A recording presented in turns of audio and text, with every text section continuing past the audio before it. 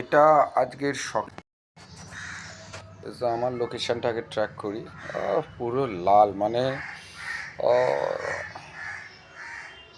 মাই location নাও track. এখন যাচ্ছে এখানেতে কত, 248, মাই গড। এবং যারা আমার রেগুলার ইউটিউব ফলো করছেন, সেখানে আপনাদের দেখাচ্ছি যে সিচুয়েশন অফ কার্বন কার্বন পার্টিকেলসের অবস্থাটা, মানে আস্তে আস্তে আস্তে করে ওর সরে আসছে।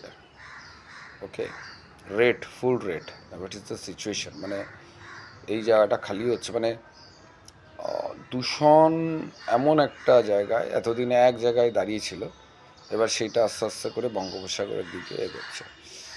সো আমাদের যে ফ্যাক্টরিগুলো আছে, সেই ফ্যাক্টরিগুলোর ফিল্ট্রেশন ঠিক হচ্ছে না।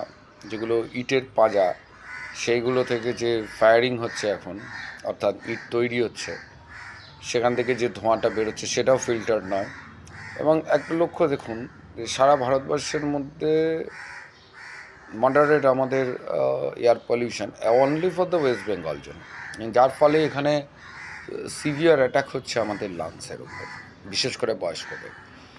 সো ওয়েস্ট বেঙ্গল গভর্নমেন্টকে অবভিয়াসলি এখনই এটা নিয়ে চিন্তা করা উচিত, যে একটু ধরপাকড় করা উচিত। 366, মানে দিল্লি 500 হতে বন্ধ করে দেওয়া হয়েছিল, এখানে দেখুন 369।